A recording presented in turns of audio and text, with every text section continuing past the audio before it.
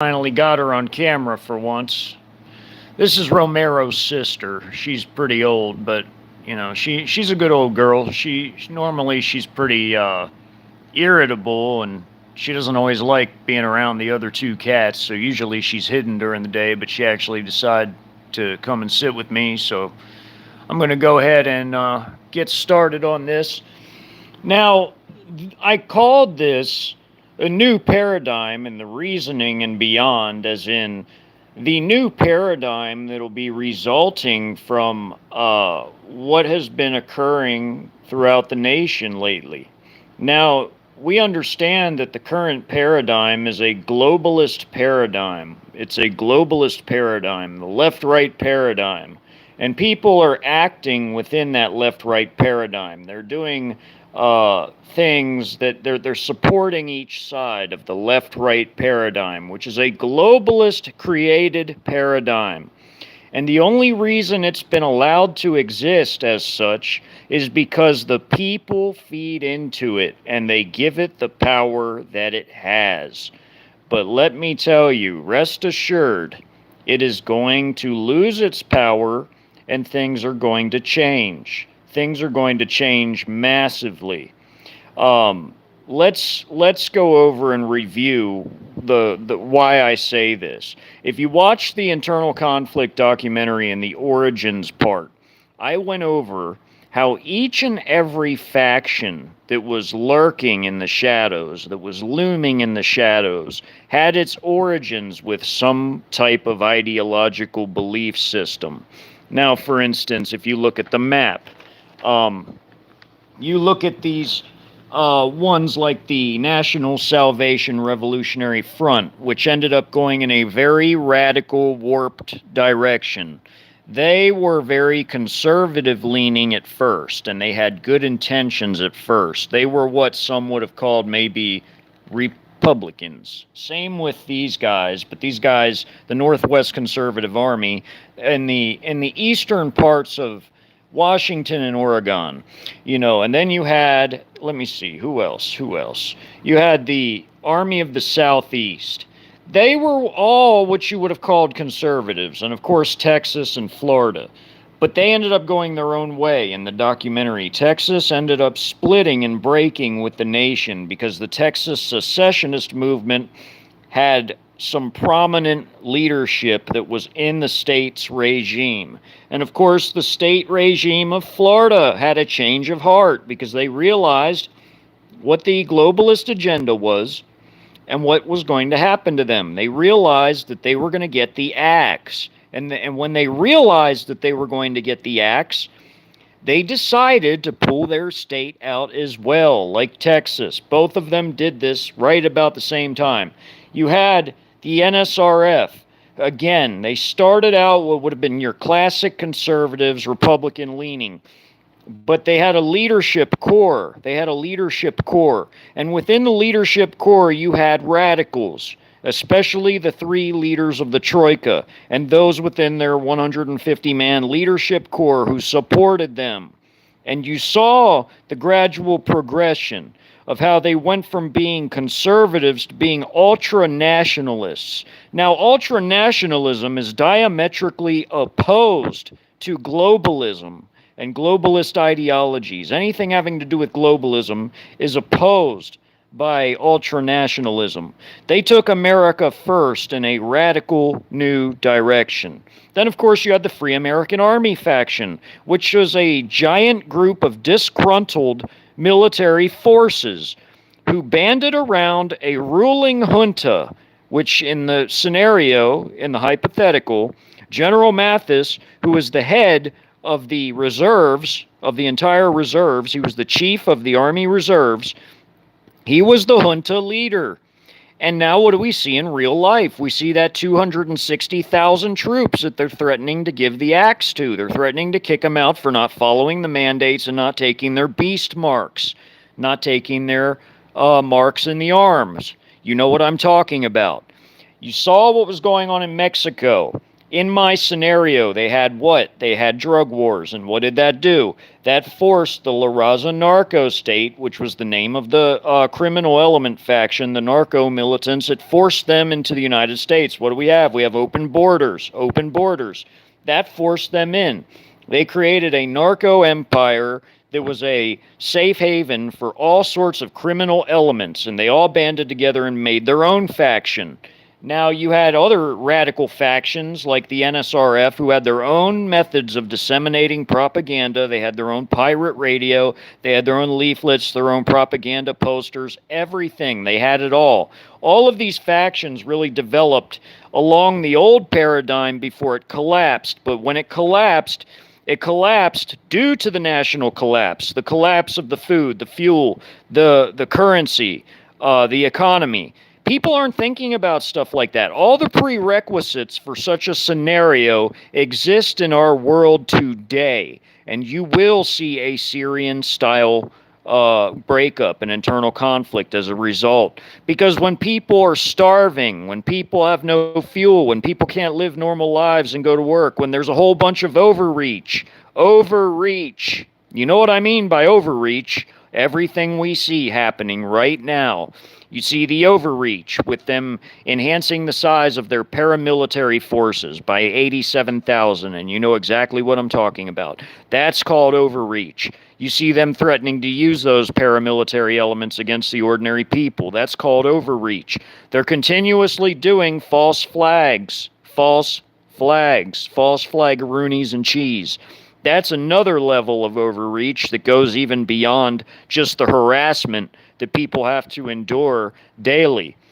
How do you think people in a nation of some 340 million, with an M, million, 340 million, how do you think people are going to tolerate that? See, right now, people only seem to be going along with things because they still have what? They still have their money, they still have their homes, they still have their vehicles, they still have their jobs. Take all that away? Psh, man. See, in Syria, in the country of Syria, they called that day the day of collapse.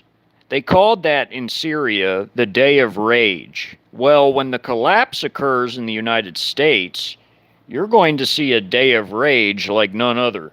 See, at the beginning in the scenario, you had food stamp riots in Chicago. They had food stamp riots. And that was when the regime first opened fire on the rioters. And what did that do? That caused the Free American Army junta to start planning their coup to put the United States back under the Constitution. You had this globalist rogue regime occupying their rogue globalist loyalist areas like parts of the Northeast.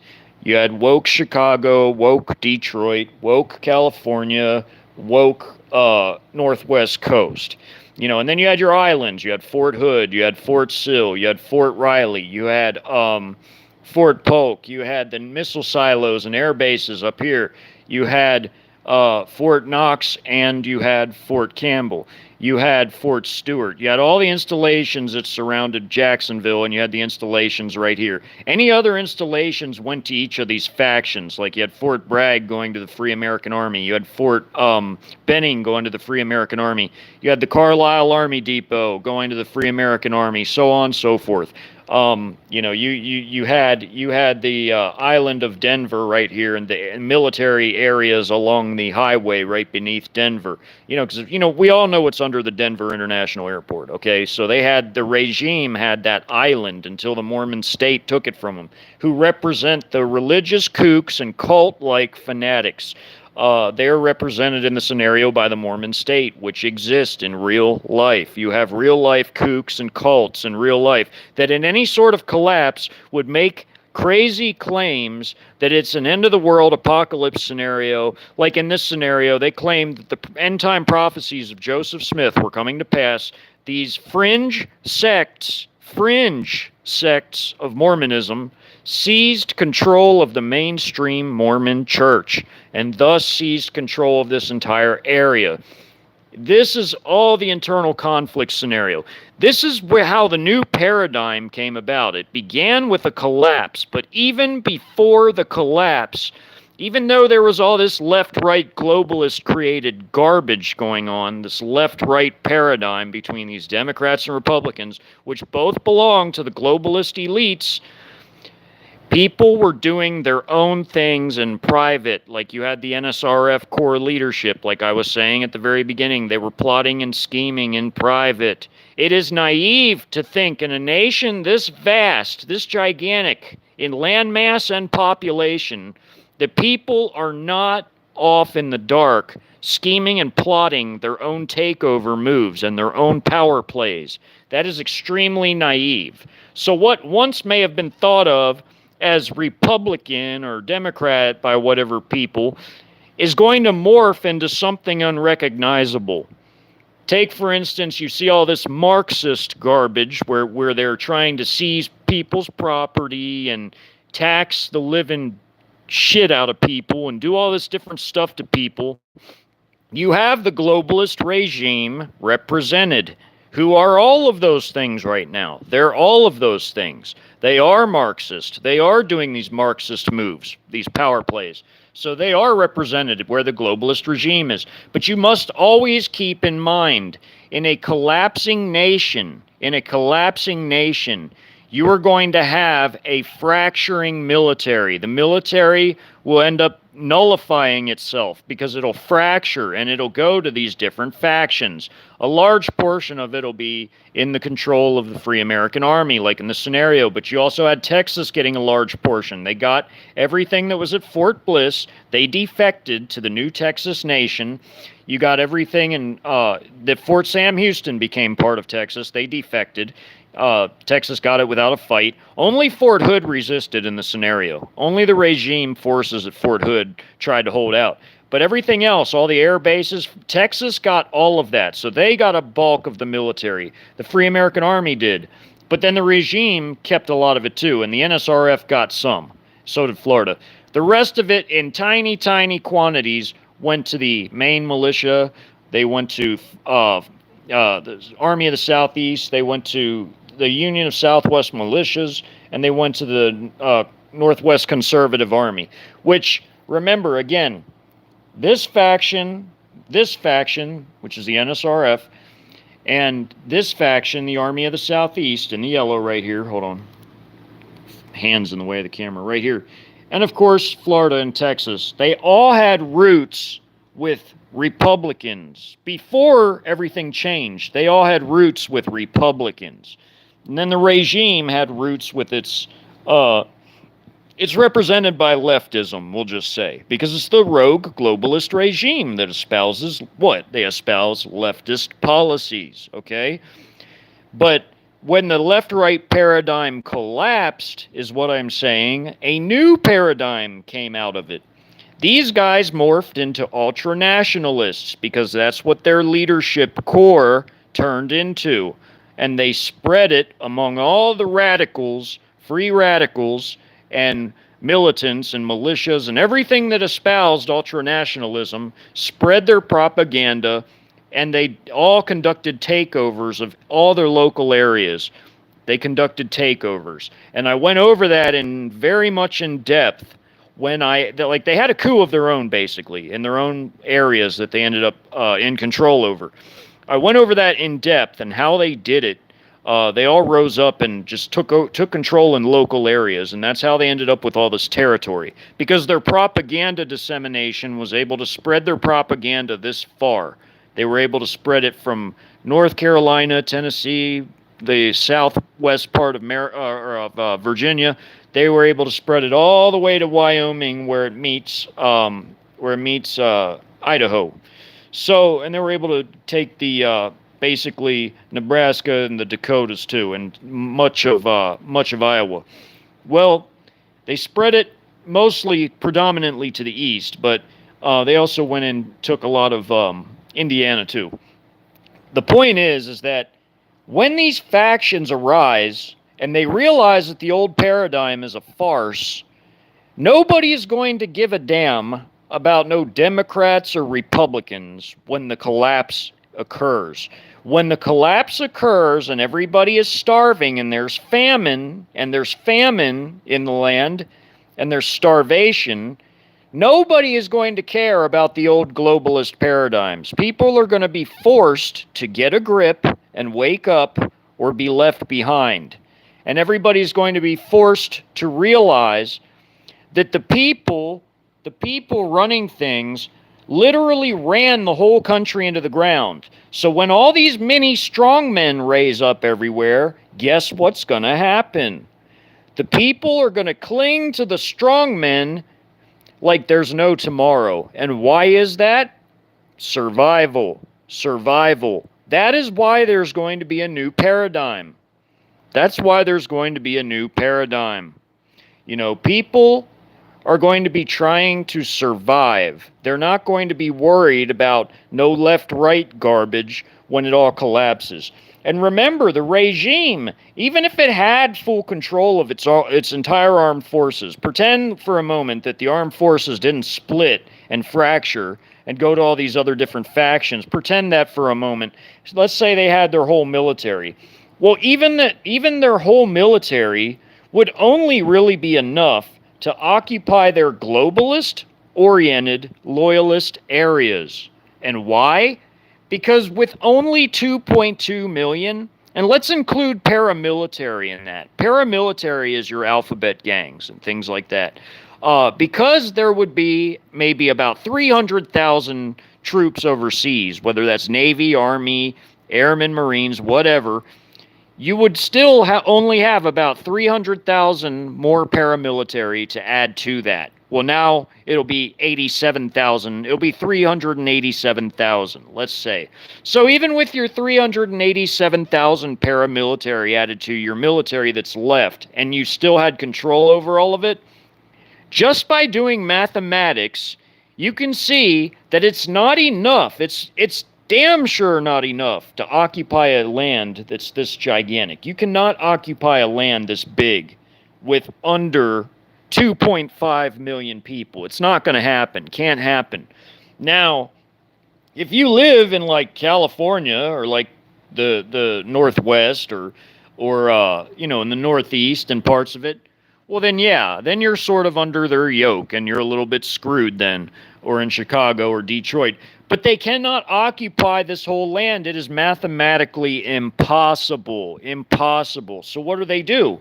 Well, they do what they always do. They make examples. They're making examples. How do they make examples? Well, they find people that are either going to be made for TV types of people that they can, you know, put on a show and act like they're intimidating and conducting overreach and, you know, violating their rights, and that these people will let them do it to make examples. It's like a psyop production, folks. It's a psyop production.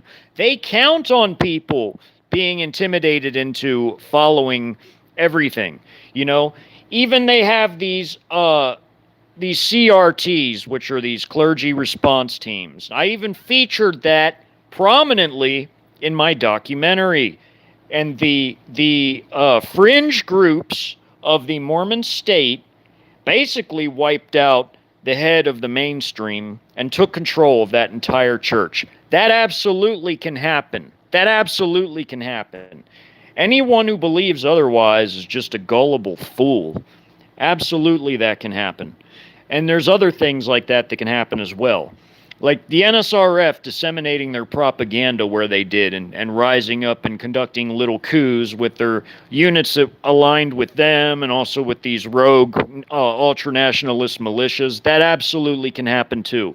You know, I've shown in vast, great detail how real all of this stuff is, and it'll create a new paradigm. And these states like Texas and Florida, they can absolutely leave. There's already a precedent for Texas. It's called the Texas Secessionist Movement, and it's a real movement, folks. It's a real movement.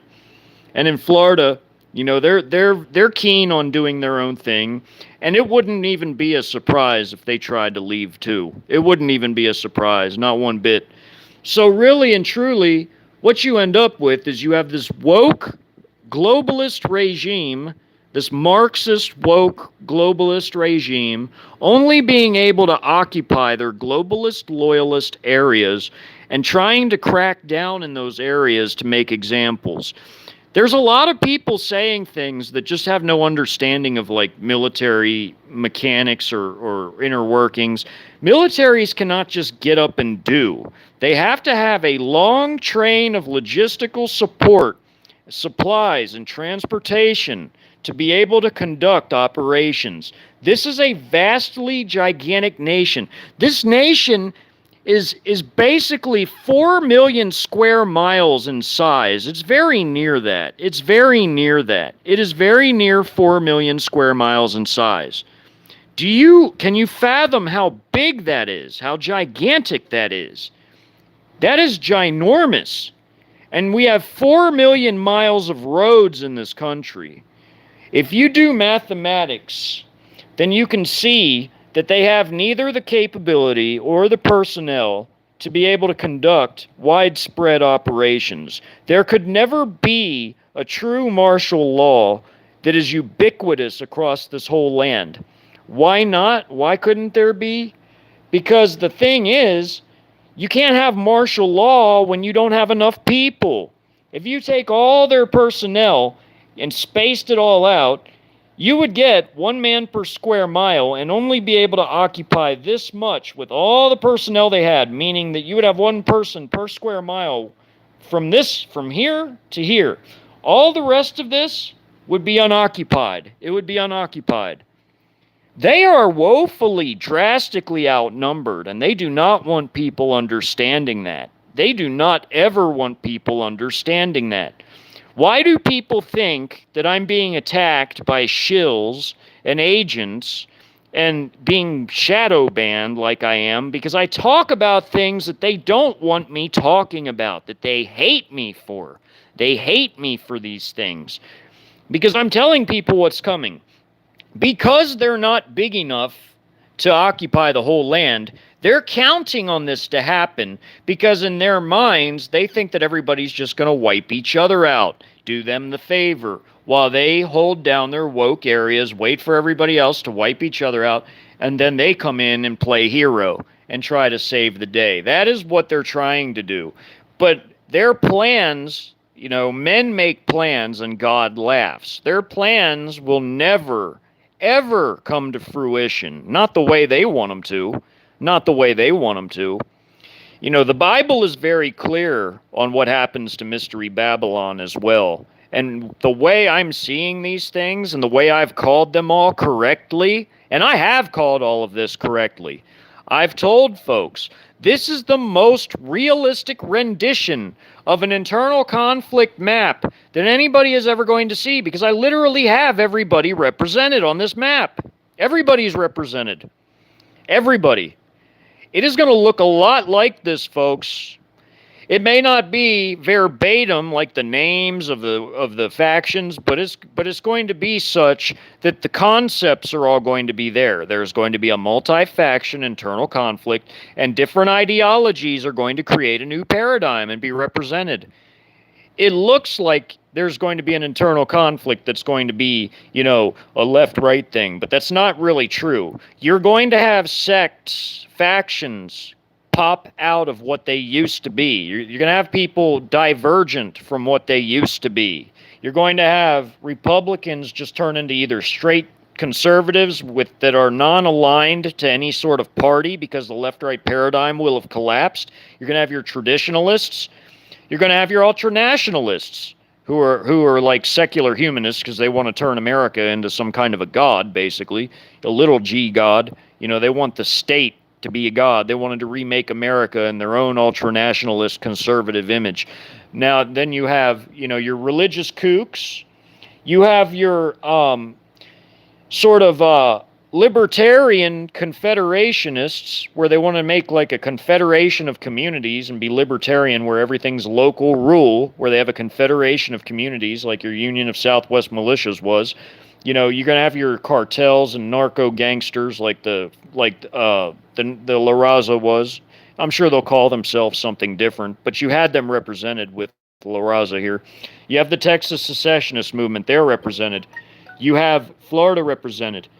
You have all of these forces represented, even the main militia, which is very akin in their ideology, very much similar to the Union of Southwest Militias, insofar as how they operate and what their beliefs are. They wanted nothing to do with being reintegrated into the globalist Northeast that was under regime control.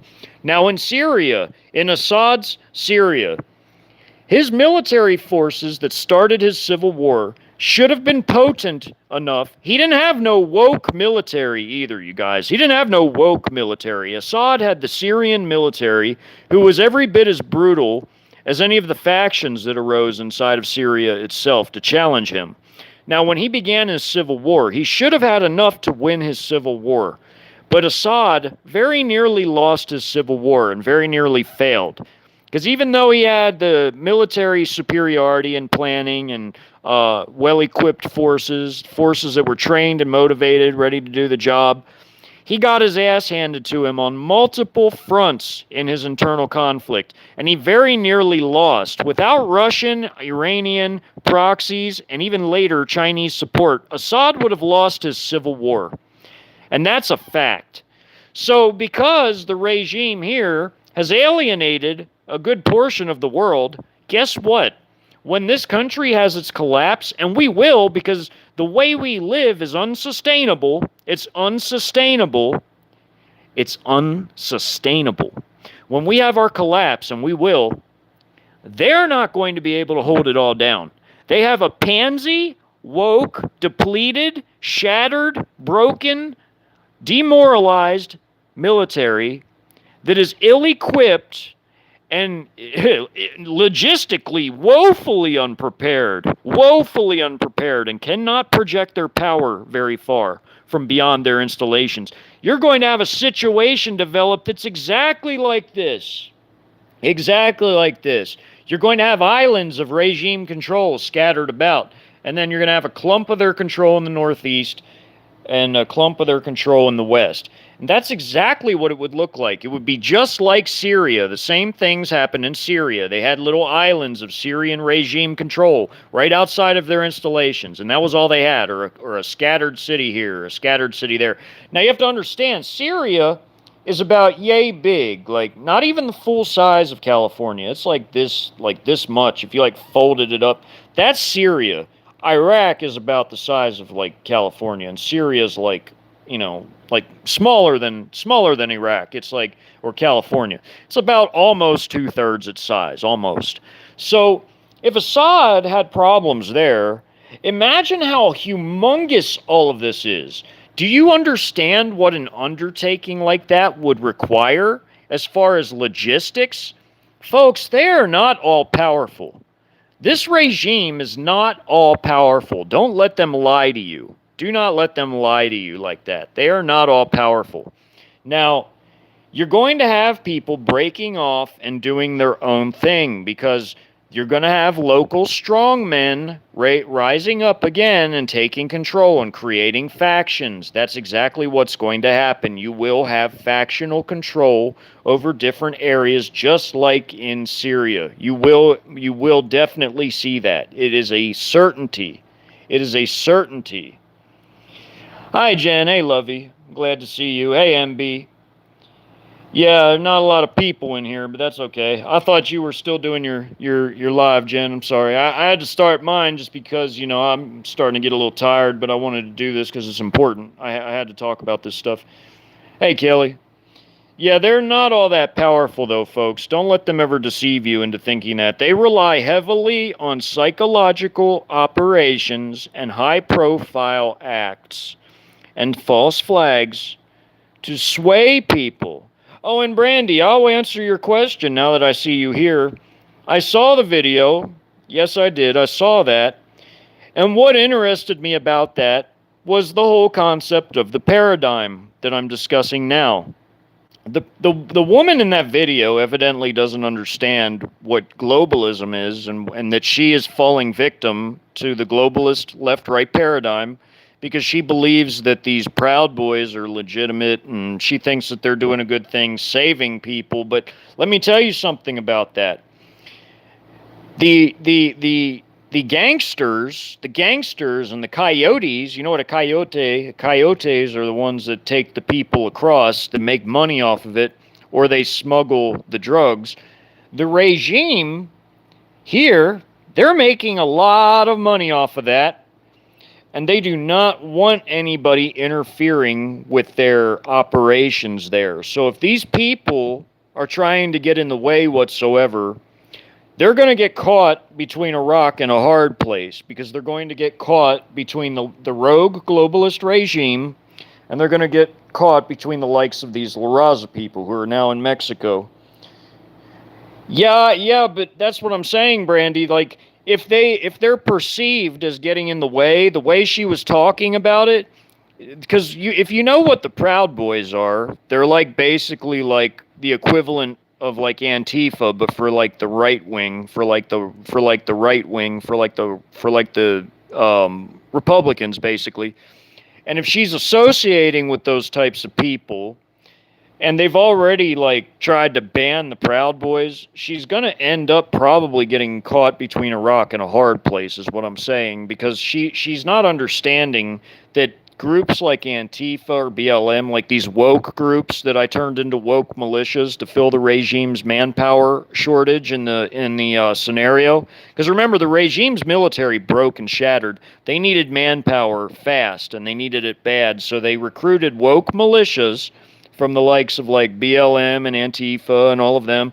Well, the Proud Boys is like the right-wing equivalent of them, if you're following me, if you understand what I'm saying. They're like the right-wing equivalent. And their leader's been arrested and everything and persecuted by the rogue globalist regime to make headlines, of course, as part of a psyop. So what I'm saying is, if she's doing things like that down there, she's probably not around the best sorts of people to be doing those things with, is what I'm saying. You know, if they perceive somebody like her as getting in the way, then there's no telling what might happen to her. You got to be really, really careful down there, because you see, these guys are so woefully corrupt. These globalists, they're so woefully corrupt. Anybody that gets in the way of anything they're doing, they just clap them. They clap them. They wipe them out. So if she's going to go down there to such a perilous place like that, with the type of people she's talking about, she better be real careful, and she better be packing. She better be armed when she goes down there. That's all I can say about it. She better be armed down there.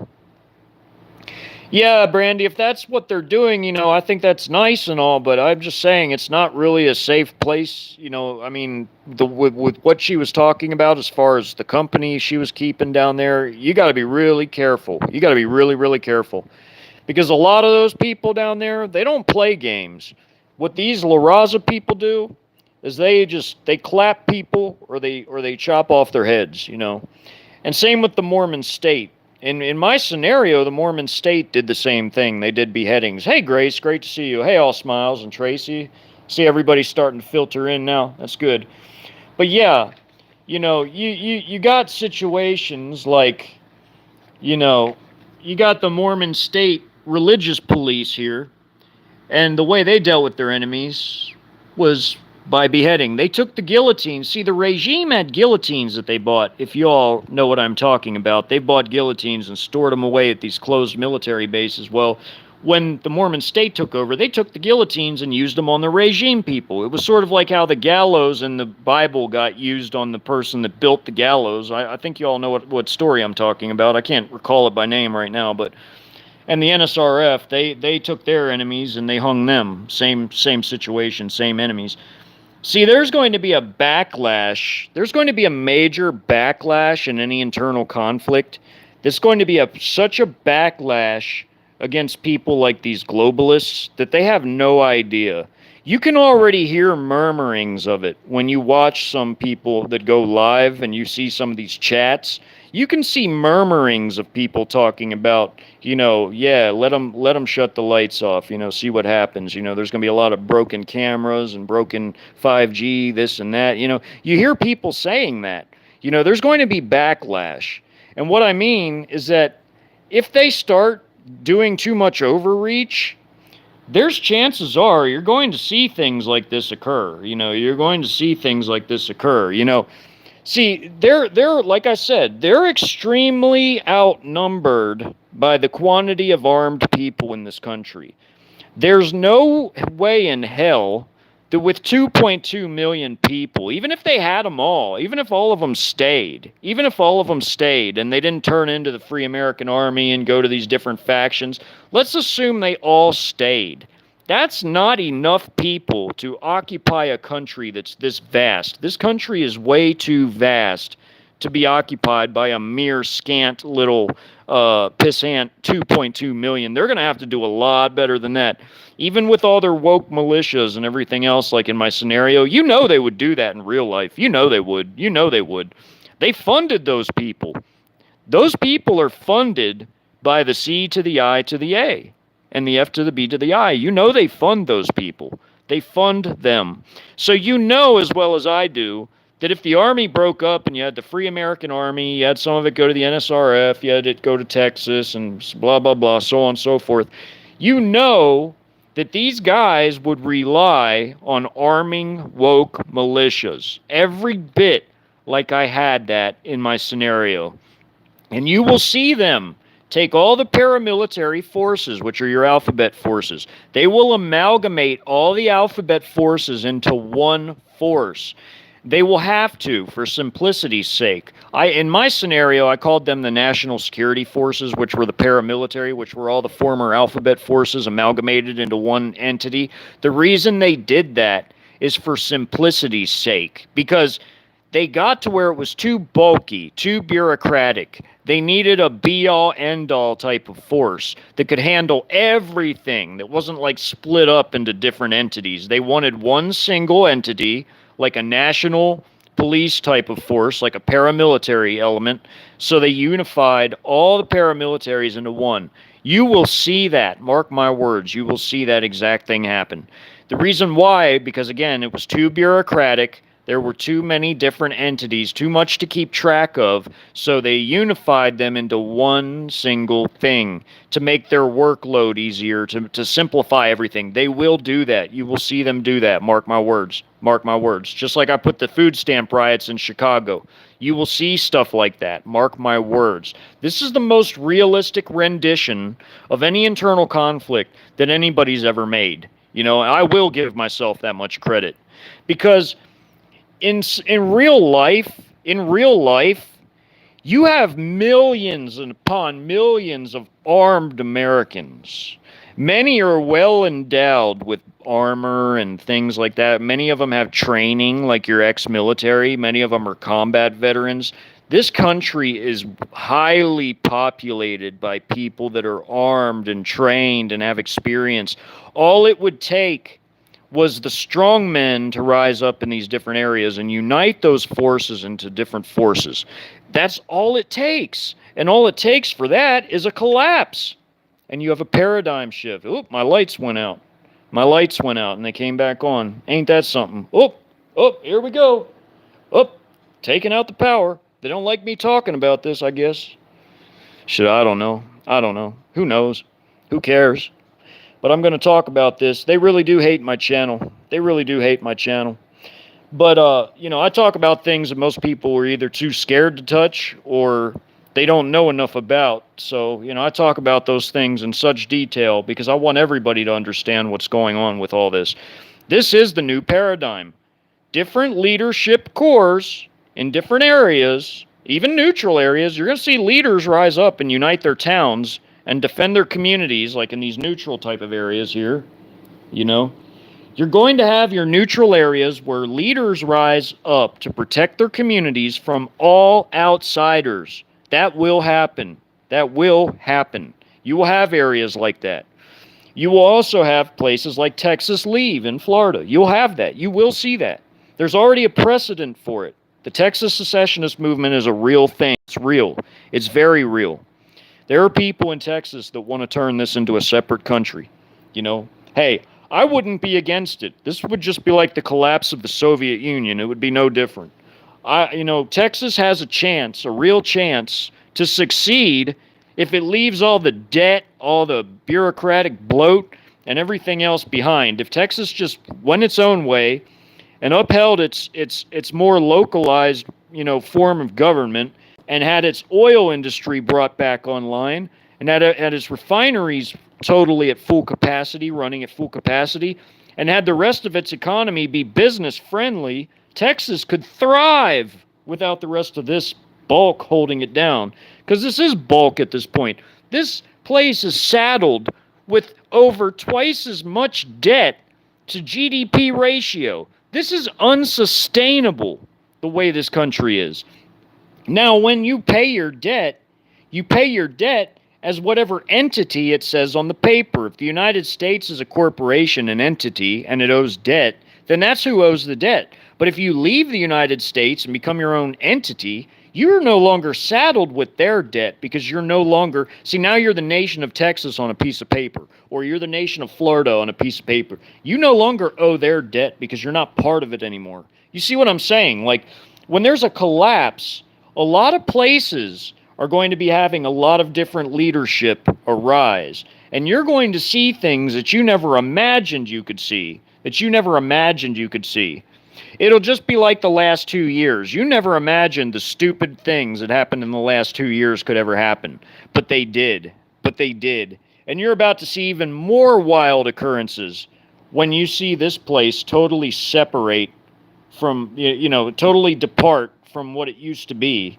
And it's going to turn into a hodgepodge of different factions fighting it out, because you have this weak, bloated, bureaucratic, woke, Marxist, central regime who has a woke, depleted, weakened, demoralized, broken military that doesn't really work anymore, lacking logistics. Look, we got rid of most of our strategic reserve. We ain't got it no more. We don't have it. How are they going to project power without fuel?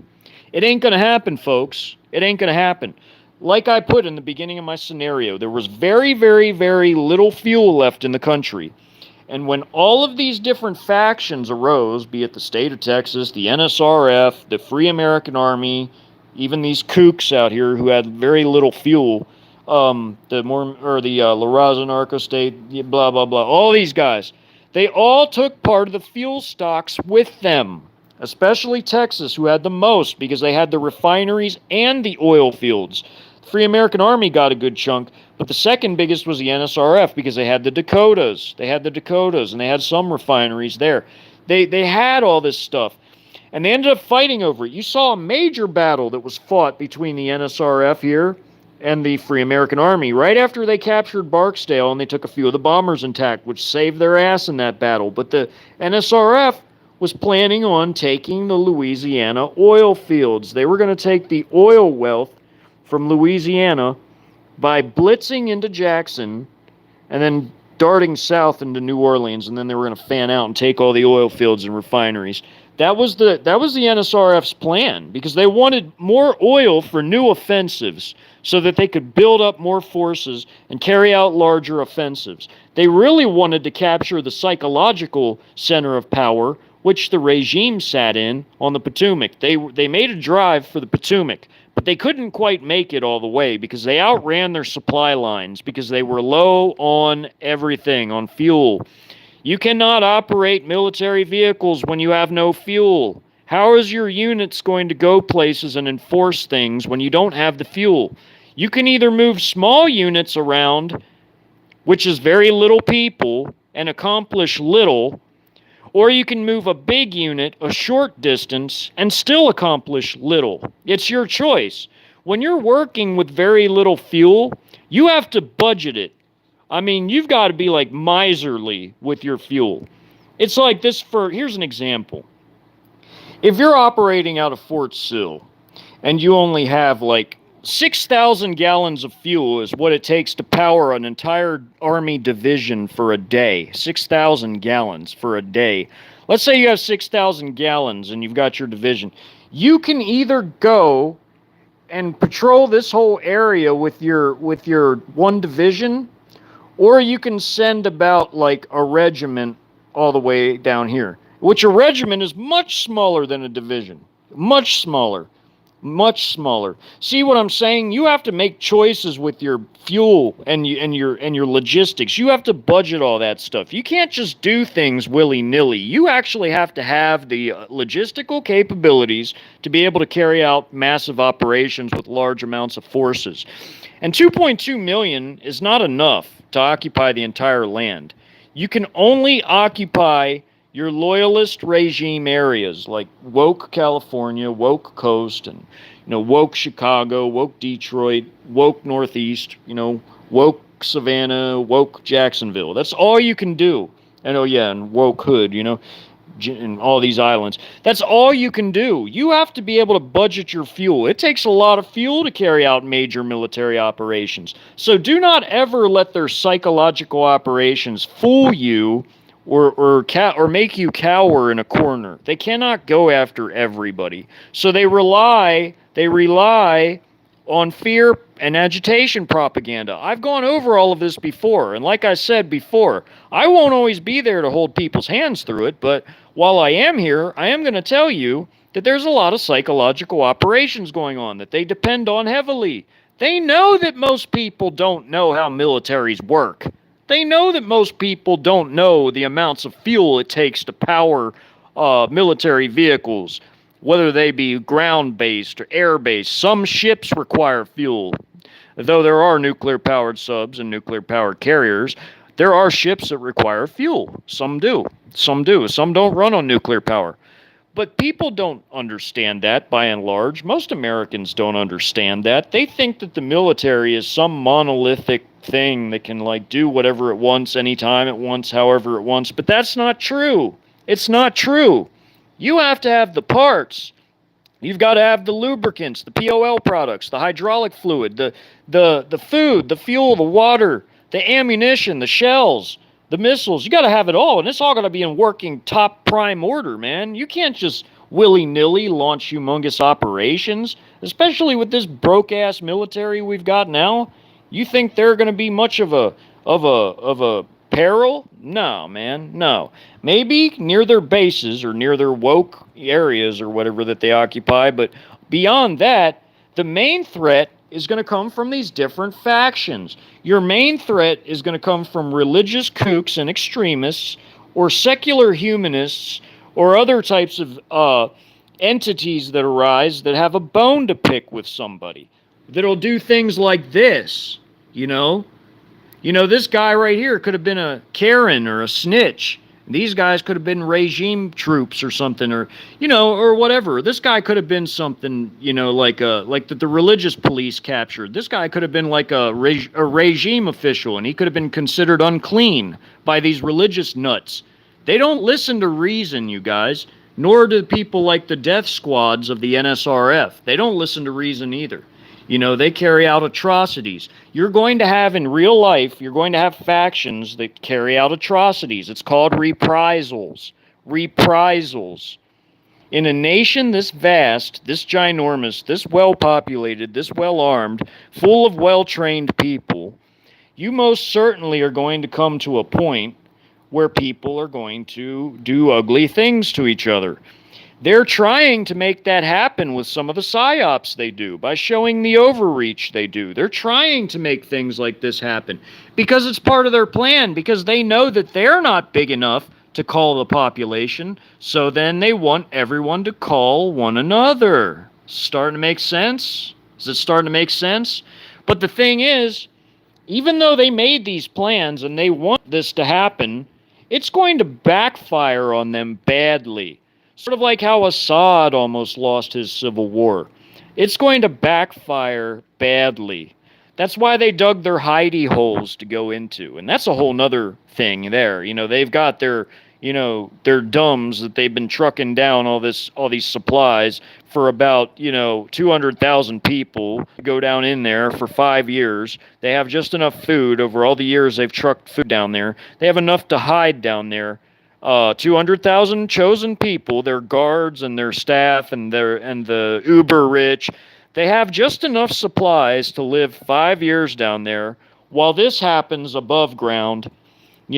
I'm sure by that point, I'm sure they don't even care if the regime wins or loses, because whoever's left above is going to be the ones to take the brunt of it. But whoever goes down underground is going to be like your uber rich and everything like that. They're going to try to escape this, everybody. They're going to try and run and hide from all this. They know this is coming. They know it's coming. They know people are going to be looking for them. So why do you think that they have those underground places? That's why they've got them, because they know people are talking about doing things to them. It's not like it's any big secret. You know, you go and listen to some of these chats, you hear how livid people are.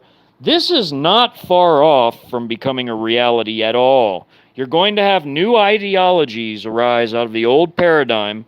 You're going to have a little bit of everything. You're going to have religious nuts and kooks. You're going to have moderate people that are decent people, but they want to be left the hell alone by everybody, like your Union of Southwest militias, your Maine militia, Army of the Southeast. They're more like conservative, though. Then you're going to have them, you know, they want to secede and become part of Florida. That was their whole aim. You got these guys up here making an alliance with them because they wanted to kick the regime out of the coast. And you got Texas seceding. They made an alliance with them, but also with them by default, since they were allies. You know, you had the Free American Army just trying to put it all back together. They were trying to put everything back together and back under the Constitution. That was their whole aim. They wanted to put the whole United States back under the Constitution. But by the time their coup failed, it was too late, because you had these guys doing their own coup. You had the church coup. You had these guys crossing over from Mexico. You know, these narco thugs. You had these guys doing their own thing, you know, capturing the artillery that landed at Reno when that artillery battery from Oregon had to do a layover because things were too dangerous to land in the Free American Army's recently captured Nellis base. So they had to do a layover there, and then they were caught. You know, they were defeated and their cannons were taken and became part of these guys. That type of stuff not only can happen, but it will happen. It will happen. It will happen. I mean, we're talking about the depleted, woke, broken, nothing, demoralized military. They are not strong enough to hold a nation this vast down. They're just not.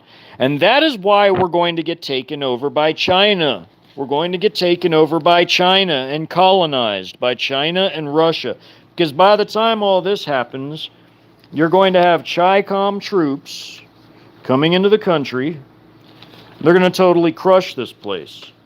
Because we're not going to have anything left. Because they want us so weak and depleted that they can just roll in here and run us over. You know, they can just roll in here and obliterate us and destroy us. You know, you're going to have scenes like this. You're going to have, just like the stories I wrote, just like the documentary presentations I made, they're going to invade by Trojan horse shock armies, along with externals, who are the outside invaders who cross the borders and beachland and paradrop in. They're going to mix with the Trojans, and they're going to be used as a heavy-handed reinforcements for the Trojan units that are already here inside the nation. You absolutely are going to have that. Oh, there goes my lights again. Oh no. Oh, there it goes. They're messing with my power, folks. They're messing with my power. My lighting keeps going in and out. But you're absolutely going to have scenes like this, you know. There's the Chi-Coms out there in the woods. I drew this for my audio book. There's more Chi-Coms in the woods. They're ambushing these American guardsmen that ran off into the woods to try to, you know, help the civilians that are probably behind them. You know, there was a lot of civilian evacuation going on. And if you noticed, if you listened to the audiobook, it was all ad hoc. Ad hoc because they didn't have the ability and the communications to coordinate an undertaking that had any semblance of a professional operation.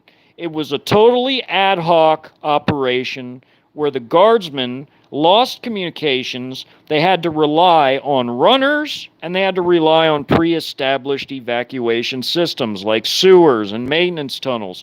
And they had to have designated camps that were ad hoc camps, just collections of tents in the woods, basically, because their cities were being overrun by the Trojans. Then you had the externals passing through. They were on their way to invade different directions, because you had, like, nobody knew where the enemies were coming from, because without communications, without your eyes and ears, without your satellites, your military computer networks working, without any of those things, radio, all of it, because electronic warfare would be interfering, you better believe it, with any emergency type of radios. Without any of those things, you cannot coordinate any sorts of operations. You will be isolated and destroyed, little by little, in pockets. The reactionary idiots who run out there thinking they're going to take on the whole Chi-Com army, they'll be like blown apart where they stand. They won't even make it. So these guys doing ad hoc evacuation operations were trying to get civilians out of the cities and to safety. They were trying to get them to the safety of ad hoc camps created by these by a mix of the armed civilians and the guardsmen for the refugees, because there were a lot of refugees, which were people that were unarmed, unable to fight, and the people that could fight and protect them were trying to get them to safety. Try to imagine that. You wake up and your city is under siege. You hear shelling. Everything's being obliterated. The power's out. The grid's gone. There's no running water. Neighborhoods around yours are getting hit by shells. You know, you hear yelling, you hear rumbling of tanks, and, you know, the classic rumbling and squeaking sound that the tanks make, and armored personnel carriers and infantry fighting vehicles. You start to hear that. You run for cover in your storm cellar. And as you do, your house gets annihilated by a 152 shell. Fortunately, you're down in the basement. You know, little by little, time goes by. Door opens up, there's some Chi-Coms. Now you're in slavery in China, unless you try to fight them back, which I think would be the better option. I honestly do. I'd rather go than end up in China. I'd rather be eliminated than end up in China. So, basically, there's going to be a lot of woes coming to America. Woes. W-O-E-S. Civil woe, civil war, and then you got your foreign invasion woe, and that's the biggest woe of all. This nation will be totally annihilated. It'll be totally razed to the ground by artillery, by missile strikes, by carpet munitionings, you name it, it'll be done. So all of that will be resultant from the paradigm shift, and there will be a paradigm shift. My origins story, which is the first video in the documentary about the Civil Woe, that tells the entire story of how the paradigm shifted, how the old left-right paradigm died, and how a new paradigm formed that was not of globalist paradigms, that were of people that had their own agendas, their own plans, did their own things, and had nothing to do with this regime. In fact, they tried to break free of the regime and challenged it everywhere it was found. Like how the NSRF conquered Chicago. They eliminated, the regime island of Chicago. And then you had, regime forces getting beaten over here at Barksdale by the Free American Army. And you had Free American Army fighting regime here in Macon, but they were also fighting the Army of the Southeast, which is an ally of Florida. Florida and the Army of the Southeast defeated the regime in Jacksonville, Florida. You had the forces fighting over the Hoover Dam. Everybody wanted the dam intact because of the immense amount of power it generated.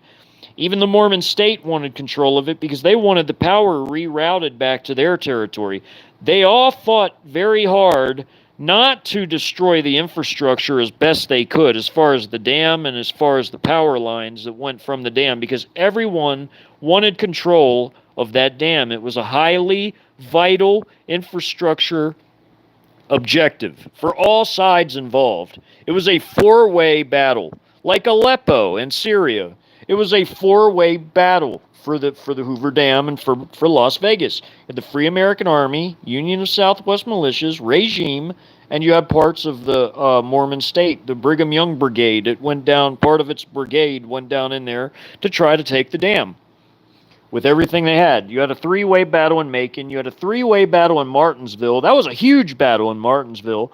It was a three-way conflict between the NSRF, the Free American Army, and the regime. And the NSRF ended up using chemical weapons on both the regime and on the Free American Army forces. And chemical weapons are a nasty, nasty WMD.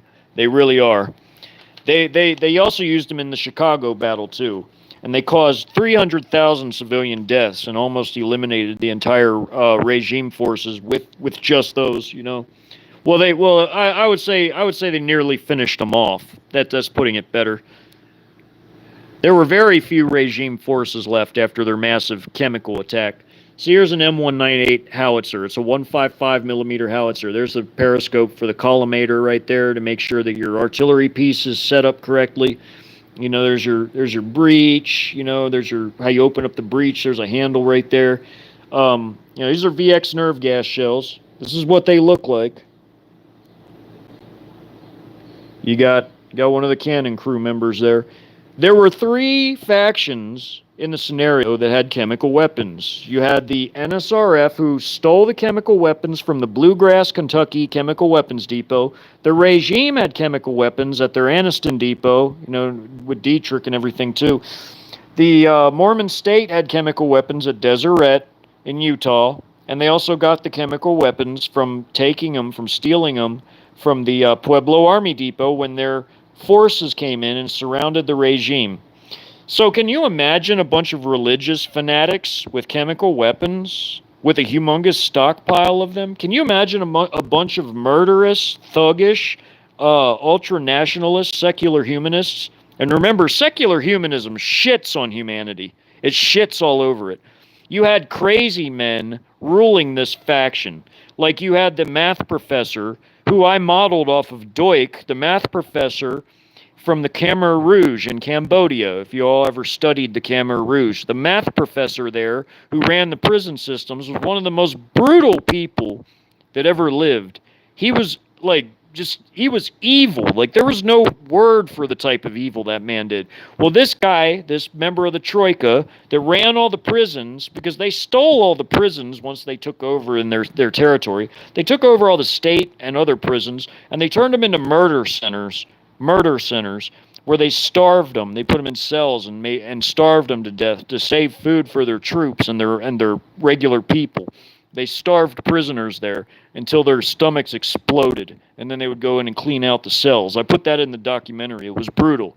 That was a sick man, but he ruled the prison systems. Secular humanism is evil, and they used the most chemical weapons out of any faction. They gassed all the people in southern Chicago. They killed about 300,000 with the VX shells and sarin shells. They gassed them at the Martinville battle here, and then they gassed them again at the Lynchburg battle as they were moving up toward the power center there. So, you know, you're gonna have crazies like that. When this place goes, when you have a nation that's full of these types of facilities that have these types of things, or that have nukes, even worse.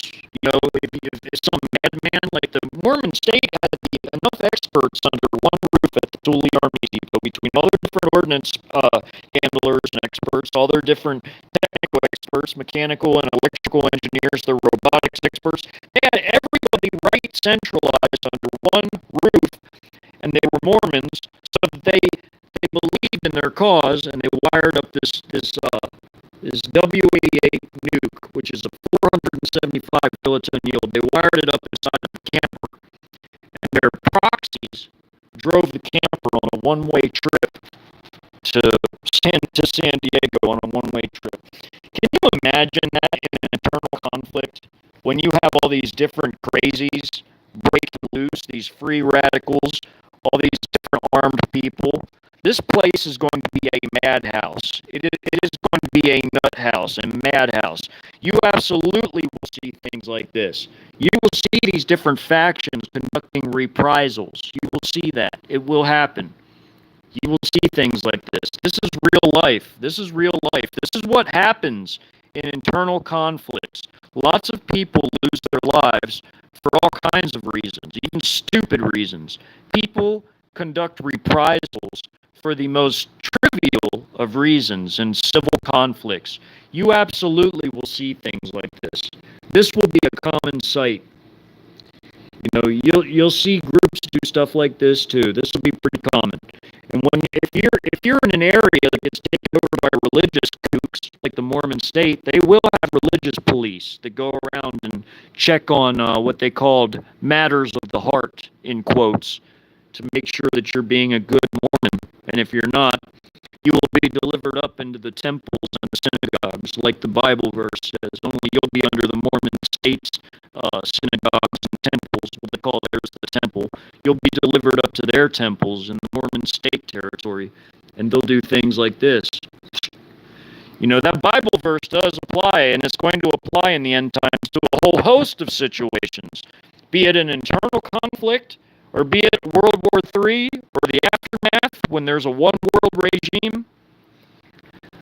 This is real stuff, you guys. This ain't crazy talk. This is real stuff. I've shown you repeatedly how all of this is uber realistic. It's ultra realism. It's hyper realistic. All of this is. All of this is. There's precedents already occurring in real life for each and every one of these different factions I've represented on this map.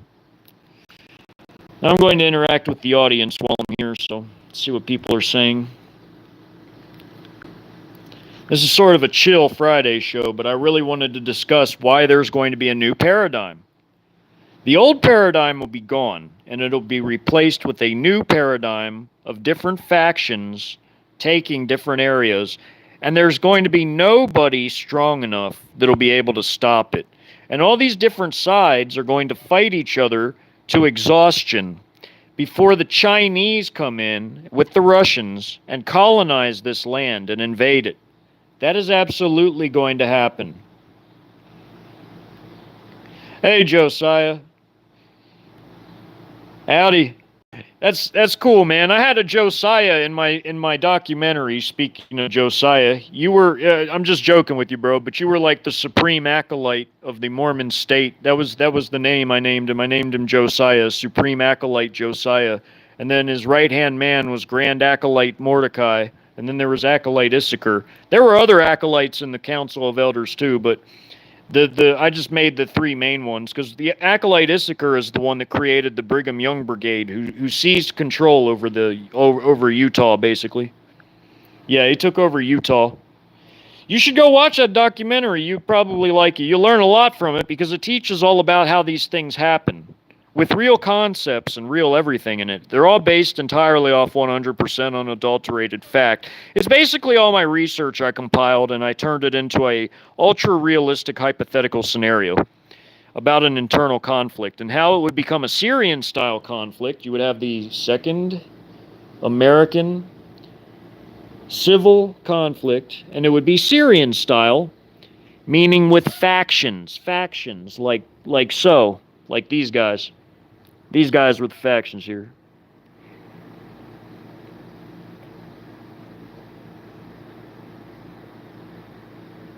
I know my handwriting's a little bad, but I tried to make a legend for the map so that people could see what the name of the factions were and what they represented. But the globalist regime is not going to be strong enough to be able to hold much of this down, which is why they depend on some crackdowns. They're going to want to conduct a few crackdowns in a few places where it'll be really visible so that they can try and scare everybody else into compliance. That's what they're going to hope. But their plan's going to backfire, and what it's going to do is piss a lot of people off, especially when people can't feed themselves anymore. They can't go to work. They're out of fuel. Everything's going wrong. If they do things like that, it's going to basically backfire. But you're welcome here, Josiah. Welcome. Hey, Ann. Great to see you. Hey, the Watcher. Good to see you.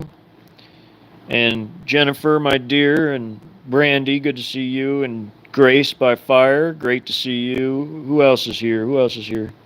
Yeah, Utah will probably be wild, Brandy. I made that way in that scenario because I do see something like that happening. There are really fringe sects, like people don't even understand. Like there are fringe sects of Mormonism that are like so off keel compared to like the mainstream of it. Like they're so whacked out. Like I can totally see them seizing control, like in a bad time, like in a collapse. In a collapse, I can totally see them seizing control of the mainstream and spreading propaganda through sermons about how it's the end times prophecies of Joseph Smith coming to pass. I can totally see them doing something exactly like what I put in that scenario. That's why I made it that way. There's going to be so many kooks and cults that come out of the woodwork, and so many free radicals, and you're going to have different like McVeigh type people and Kaczynskis and God knows who else. You're going to have so many nut jobs coming out of the woodwork. It's going to be crazy. Yeah, Mary, Brigham Young Brigade. I couldn't help it. I had to give them a name like that. Yeah, they were crazy. Yeah, I love you too, Jennifer. I love you too. Yeah, Brandy, the Brigham Young Brigade, or I mean, Mary, the Brigham Young Brigade. That was like the funniest name I could think of, but at the same time serious, because I could see them doing that. The one guy's like, "I feel the spirit of Brigham Young all over us, hallelujah," and they all got radical and jumped up and clapped and everything. Like, yeah, I could see them doing that, like all like sitting down. They're like the American version of like ISIS or the tally to the band. Like I could totally see them like that, sitting on their little prayer rugs and getting all radicalized and stuff. And then they take over their church. I can totally see them doing that. Yeah, sure, their pastor is a shill. I mean, like their church leader of the Mormon church. Sure, he's a shill and he's part of the whole, clergy thing. But, the clergy response team, he is a shill. But that's why in the scenario, they ended up literally killing two birds with one stone in the scenario, because they took over the state and the church in one fell swoop.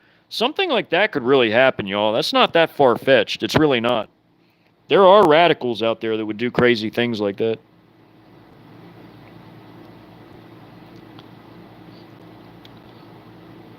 Well, let's see here. What's everybody saying here? The Watcher from Southern Michigan. Well, good to see you, Watcher. Josiah, welcome again. And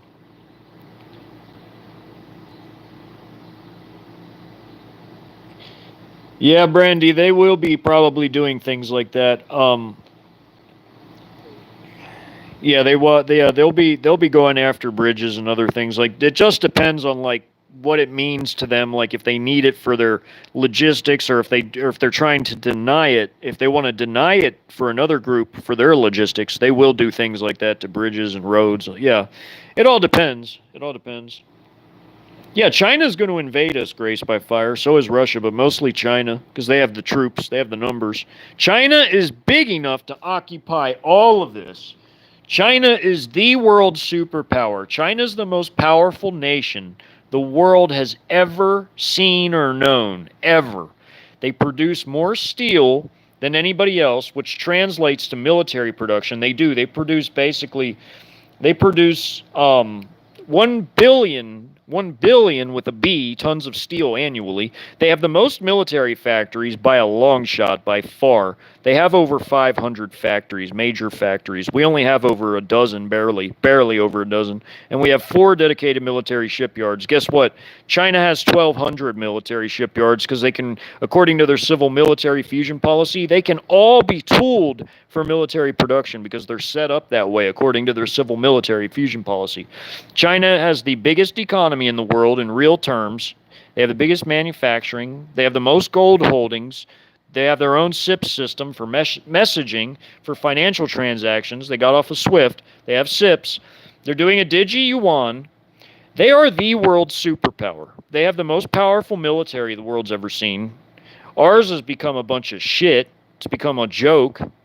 China has surpassed us, and they have the numbers to occupy this whole entire place. China has the numbers.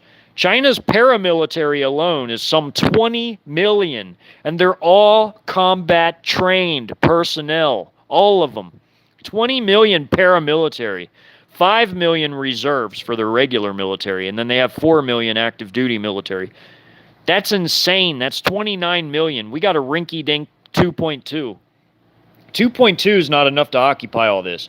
If you have like 10 to 12 million, that would be enough. 10 million would be stretching it. 10 is stretching it. 10 million to occupy it is stretching it. But you would really ideally want about 12 million for a land this size. 4 million miles of roads, almost 4 million square miles in size. You have 340 million people within its borders, both citizen and non. You have this nation is so vast, it's so immensely gargantuan. You have to have vast forces to physically occupy this place ubiquitously. And you have to have the logistics to do it too. Only China by themselves could feasibly do that. They've built up their logistics for over 20 years. That's like 20 desert storms. That's what it equals. So in all their CCP regime properties where their Trojan units are based and they've been trucked in, their supplies, their military vehicles have been secretly trucked in by CCP truckers with CDLs. They're either CCP paid or CCP friendly, and under the cover of night for the last 20 years, they've trucked in all their logistics and military forces to all their CCP properties that they base their units in. So for the day of the invasion, only China is powerful enough and big enough to like single-handedly not only defeat us but occupy us too, occupy the whole place. Now, Russia, of course, is going to help them. Russia's the second most powerful. They're not anywhere near as big as China, but they're still pretty damn powerful. But they're not China powerful. Nobody's that powerful. But they're the second most powerful. They're going to contribute to the alliance, the coalition that invades America. They will be the second biggest contributor in terms of personnel and equipment and everything else. China being the first for obvious reasons, obviously, but Russia will be the second biggest. Russia has 3.5 million if you include their 300,000 paramilitary. Their paramilitary numbers are comparable to ours. They have 300,000 paramilitary, but theirs are combat paramilitary. They're called, they renamed them, instead of internal troops, they're called National Guard now. But that's their paramilitary, and it's part of their armed forces. Like it's like equated with their regular military. They have, so Russia all in all has 3.5 million when you include their paramilitary, their reserves, and their active duty forces. They too have been building up on CCP regime properties because China is Russia's ally, and of course you know China is going to let their other allies use their properties as staging areas. So when we get invaded by this massive coalition, not only will they crush whatever remains, which will really be nothing after we have an internal conflict. When we have an internal conflict, our military is going to fracture into so many pieces that there's going to be nothing left. So after we fight ourselves to a standstill and essentially commit national suicide, that's what it'll basically be. Our country's going to basically off itself. Then they're going to come in and smash whatever's left into the dustbin of history. The Chinese and Russians will smash this place into the dust. There will be nothing remaining, and they will occupy and colonize it.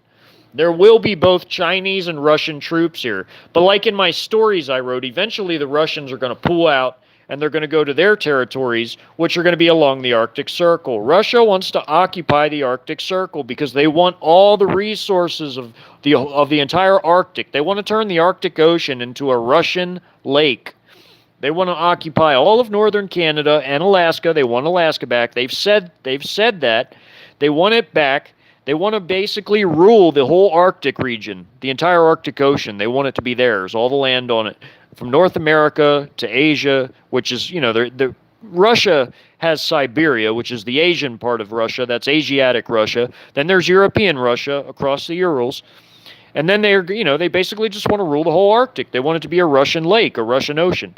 And they're going to have all the mineral wealth and all the fuel, all the natural gas that'll power Russia into the next millennium. That's their line of thinking. Russia is having an economic boom right now. They've had a bumper harvest. Russia is economically growing. They're experiencing growth. The West, meanwhile, the West is dying. It is dying, and this is a dying land. So is Europe. Western Europe is dying. The whole collective West is dying. Australia, too. While the East is growing, like China and Russia. They have their own financial systems. They're actually smart with their money. They've both acquired a ton of gold. Russia's the second biggest gold holder after China. And Russia is the most fiscally responsible nation on Earth. They pay their bills. They pay their bills. And they have one of the smallest debts for a developed nation that there ever has been. Their debt is only some 250 billion with a B. Ours is in the trillions, the tens of trillions. Russia only owes 250 billion. That's like barely any debt. There's oligarchs in Russia that could pay their whole national debt off in one fell swoop. See, Russia's actually responsible with their money. they do smart things with their money. They bought all this gold too. Not as much as China, but they're the second biggest gold holder too. Russia has budget surpluses. We, meanwhile, are pissing everything away, running our own country into the ground. This is lunacy. It's insanity. It's insanity. And it's all going to turn into this type of stuff. It's going to turn into this. We all know this is coming. I mean, we all know that these days are coming.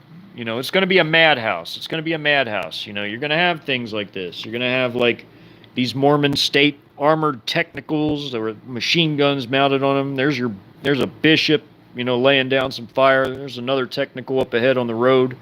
Got your mortar team over here. Guy about to pick up a mortar and run it over to him. He's about to run it to that dude. There's your National Salvation Revolutionary Front HIMARS firing off a rocket. That's their HIMARS. These were the two most radical factions on the entire map.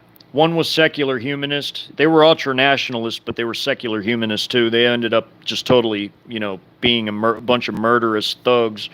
And the Mormon state, they committed lots of beheadings. They also threw people off of buildings and cliffs that wouldn't convert. They were brutal too. These were the two most fanatical, brutal factions. And they ended up having the biggest battle in the entire internal conflict between each other, right here at Cheyenne. They were fighting over the nukes. Two crazies fighting over nukes. These two psychotic factions were fighting over nukes. It was like a immovable object meets an unstoppable force in that battle. They were both kooks and crazy fanatics, and they fought each other so hard that over 200,000 people perished in that battle. Over 200,000. They ended up having to come to a temporary truce because they both threw so many lives into that battle, and so many people died fighting over the nukes. But that's the type of objectives there would be in an internal conflict. You absolutely will see people fighting over WMDs. You'll see things like that. Every madman in the United States that has their own agenda is going to be trying to get their hands on whatever sorts of things they can get their hands on. That's just the reality of it. It happened in Syria. It happened in every civil war in every type of country you can imagine. The different crazies always try to get their hands on whatever they can as far as, weapons go and equipment. You're absolutely going to see this place shred itself to pieces. This will be like the worst, single worst, I think, internal conflict and collapse in the history of the entire world when it happens here. It's going to be the worst. It'll be the worst. This will become the most dangerous country on the face of the earth. Like, you'll literally won't even be able to walk out of your home and know you're safe for sure. It'll be like in Sarajevo, where people couldn't walk out of their houses or else they'd get sniped. Right there, right as they open their door and take a step out. That was in Sarajevo. Can you imagine how dangerous this place will be with all the crazy people in America? Crazy people that have arms? Can you imagine every crazy person just running amok, joining different factions, or either that or just doing things of their own accord, carrying out reprisals and, on people that they hate? I mean, this place will be madness. This place will be a nut house. This place is going to be totally crazy. It'll be exactly like I put in my documentary series. It'll be exactly like that. It'll be exactly like that. It'll be exactly like that. That's the most realistic rendition of a future internal conflict that anybody is ever going to see. Ever. I put so much thought into that, I've thought of every conceivable angle of how such a thing would go and look. So, let me see what people are saying here.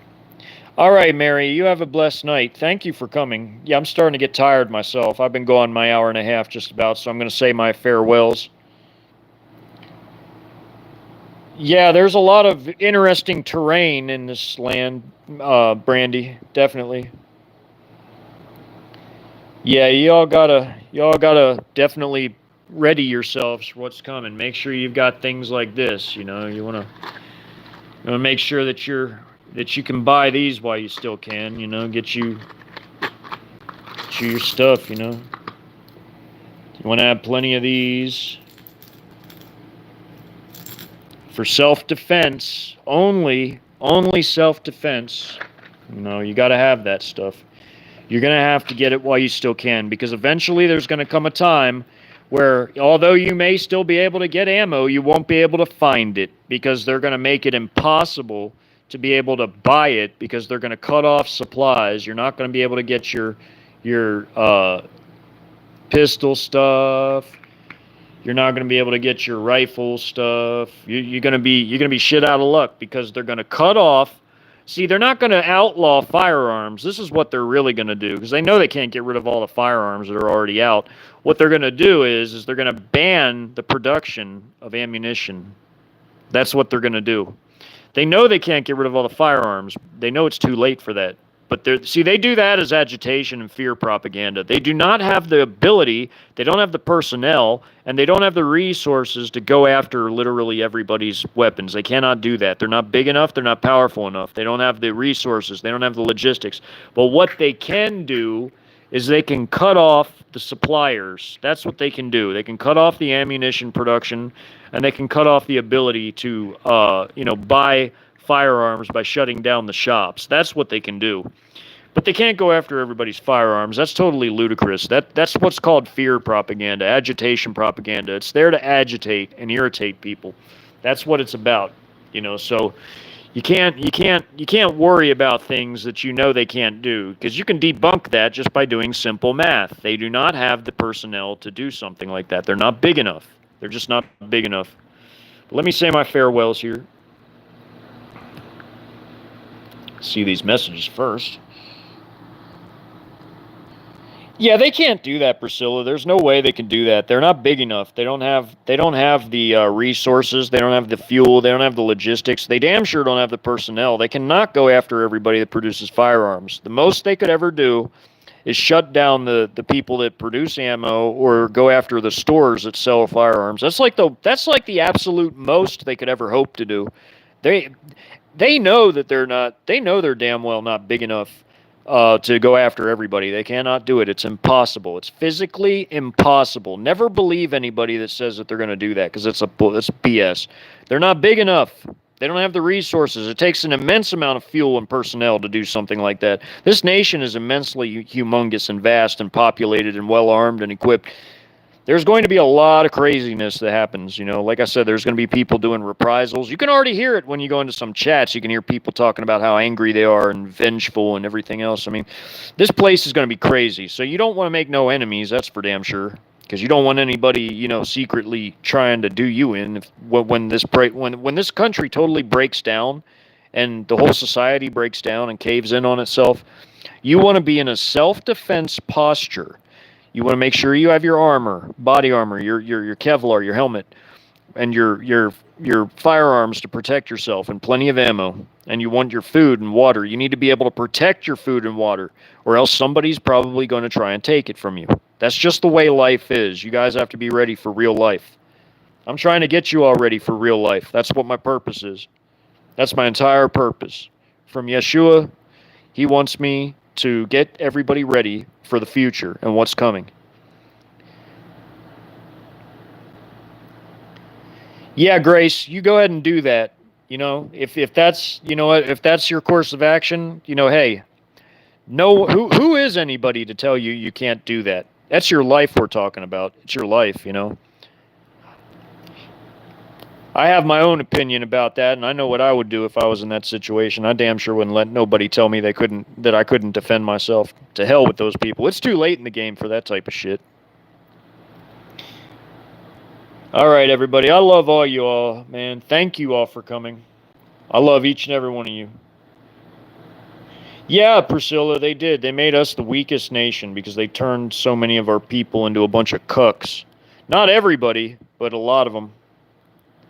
Not everybody, but a lot of them. They turned a lot of our people into cucks. Weaklings. They did that to our military. They gutted it and they purged it of the best people. It's disgusting. Now we're basically like fresh meat for China. I love all y'all. Y'all have a blessed night. This is a great live.